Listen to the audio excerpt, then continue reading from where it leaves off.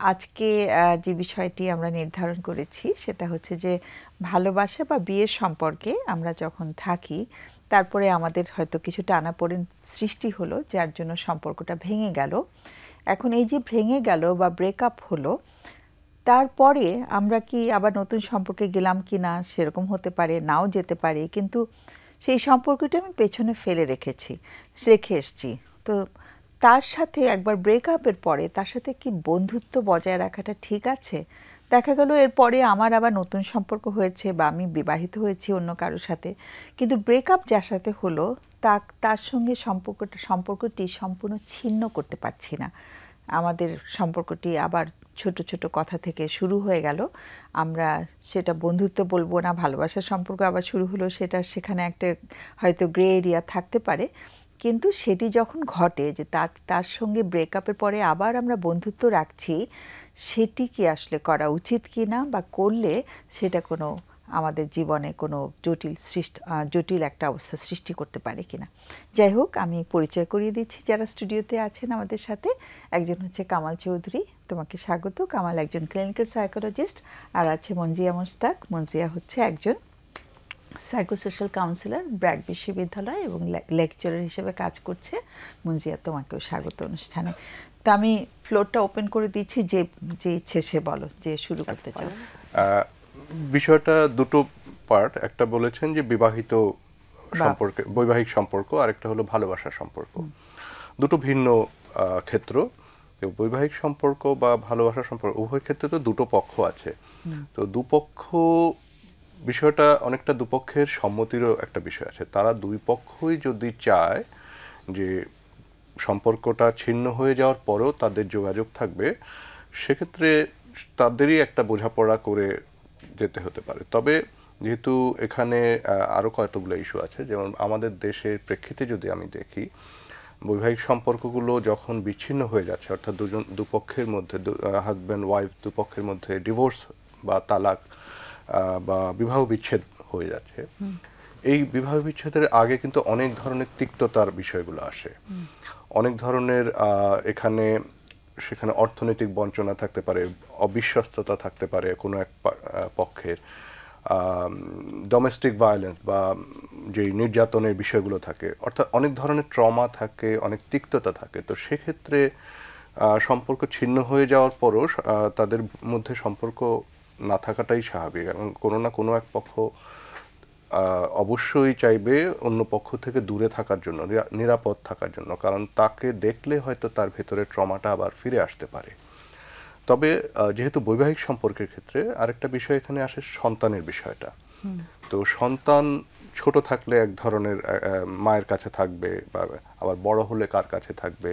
ছেলে সন্তান হলে দেখা যায় যে বাবার কাছে থাকছে, বাংলাদেশের প্রেক্ষিতে আমরা যেটা কমনলি দেখি।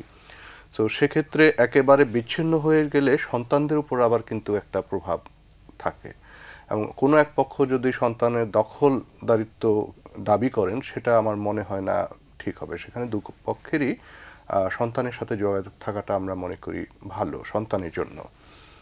আর ভালোবাসার সম্পর্কের ক্ষেত্রে তো বলাই যায় যে অনেক সময় যদি দুই পক্ষের পরস্পর সম্মতিক্রমেই বিচ্ছিন্নতা আসে, তারা একে অন্যের পরে দেখা যায় যে আমরা ঠিক আছে আমাদের সম্পর্কটা না থাকলো, কিন্তু বন্ধু হিসাবে থাকতে পারি।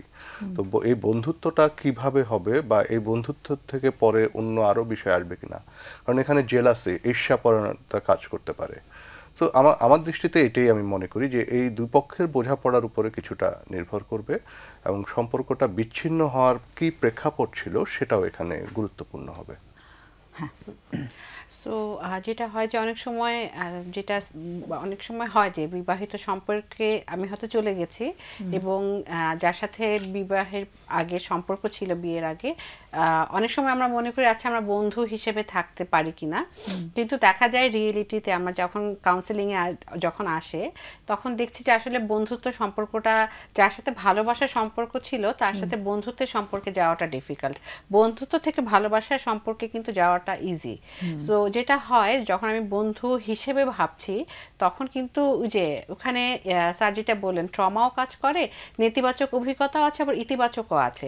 সো একটু থাকে না যে ওই মানুষের সম্পর্কে জানতে ইচ্ছা করে, কিউরিয়াস হয়ে যায় আমরা, অতীতের মেমোরিগুলো মনে পড়ে। তখন আমার নতুন সম্পর্কে, সেটা আমি বিবাহিত সম্পর্কের ক্ষেত্রে বলি বা আমি যদি আরেকটা সম্পর্কে যাই বিয়ের আগে প্রেমের সম্পর্কে, সেখানে দেখা যাবে যে আমি আমার সম্পর্কের উপরে মানে বর্তমান সম্পর্কের উপর একটা নেতিবাচক প্রভাব পড়ে, একটা ইমোশনাল কমপ্লিকেশন কাজ করে আর কি।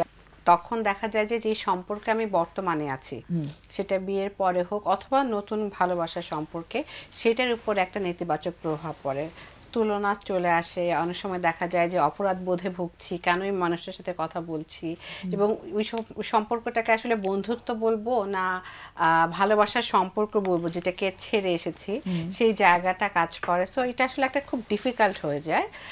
এই জন্য বলা হয় যে এটা বেটার যখন আপনি মুভ অন করছেন বা অন্য একটি সম্পর্কে জড়িয়ে গেছেন, তখন আপনার প্রাক্তনের সাথে সম্পর্ক না রাখাটা। এবং যদি প্রাক্তন খুব মিস করতে থাকে তখন কি করবে? এটা ডিফিকাল্ট হয়, যেটা অবভিয়াসলি সত্যি যে না বলাটা। এবং আমাদের কালচারে কিন্তু, থ্যাংক ইউ ম্যাম বলার জন্য, আমাদের কালচারে আমরা না বলতে পারি না। এবং বিশেষ করে যেই মানুষের সাথে হয়তো আমার ইতিবাচক সম্পর্ক ছিল, একটা ভালো সম্পর্ক, ইন দ্যাট কেস অনেক সময় রিকোয়েস্ট করলে আচ্ছা ঠিক আছে একবার দেখা করি না, কি হবে, সো কিউরিয়াসিটি কাজ করে, বা বারবার রিকোয়েস্ট করলে তখন হয়তো আমি রেসপন্স করছি। সো এই একটা রেসপন্স করার পরে কিন্তু দেখা যাচ্ছে অতীতের অনেক কিছুতে জড়িয়ে যাচ্ছে, সেই এটার মধ্যে মানে আবেগের মধ্যে ঢুকে যাচ্ছে। আরেকটা বিষয় আমি যদি একটু অ্যাড করি, যে অনেক সময় দেখা যায় সম্পর্ক ছিন্ন হয়ে গেছে কিন্তু একজন আরেকজনকে সোশ্যাল মিডিয়াতে ফলো করছে, স্টক করে, বলে আমাদেরকে এসে বলে, কমেন্ট করছে, কমেন্টও করছে না, জাস্ট দেখছে সে কি করছে, কার সাথে কথা বলছে, কোথায় খাচ্ছে, এবং জাস্ট দেখাটার মধ্যেও হয়তো পেইন নিয়েও দেখছে অথবা জেলাসি থেকেও করছে সেটা। Good point. এবং ইনিশিয়ালি অবভিয়াসলি এটা ডিফিকাল্ট হয়, কিন্তু না বলাটা খুব ইম্পর্টেন্ট। নিজের বাউন্ডারি বা সীমারেখাটা ক্রিয়েট করা, অনেক ইচ্ছে হবে, অ্যাট দ্য সেম টাইম নিজের ভালো এবং ওই পার্সনটা প্রাক্তনের ভালোর জন্য হলেও দুজনের জন্যই আসলে এটা ভালো। সো আরেকজন যদি নকও করে সেই জায়গা থেকে আমি যেন না বলতে পারি।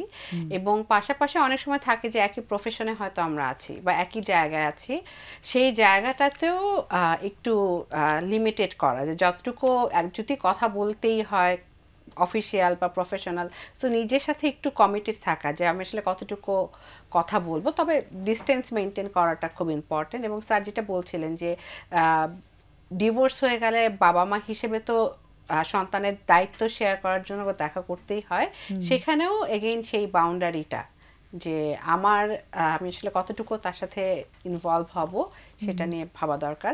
অনেক সময় আমি যেমন অ্যাডোলেসেন্টদের ভিতরে দেখি, কিশোর কিশোরীদের ভিতরে, যে যখন তার একজন ছেড়ে যেতে চাচ্ছে, আরেকজন হয়তো বলছে ঠিক আছে আমি তোমাকে ছেড়ে দিব, কিন্তু যতদিন না আমি এই কষ্ট থেকে চলে আসছি তুমি আমার সাথে বন্ধু হয়ে থাকো বা কমিউনিকেশনে থাকো।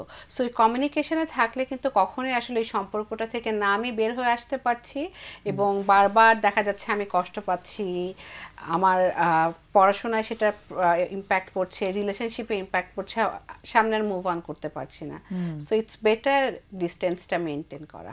সেটাই, মানে যত কষ্টই হোক মানে সেটা নিজের সাথে একটা মানে নিজের সঙ্গে বোঝাপড়া করা, এবং একটা পর্যায়ে কিন্তু আসলে আর ওই ফিলিংটা থাকে না। আস্তে আস্তে আস্তে যদি দূরত্বটা বেড়ে যায় তখন আস্তে আস্তে সময়ের সাথে সাথে হিলও তো হয়ে যায়, আমরাও অভ্যস্ত হতে থাকি।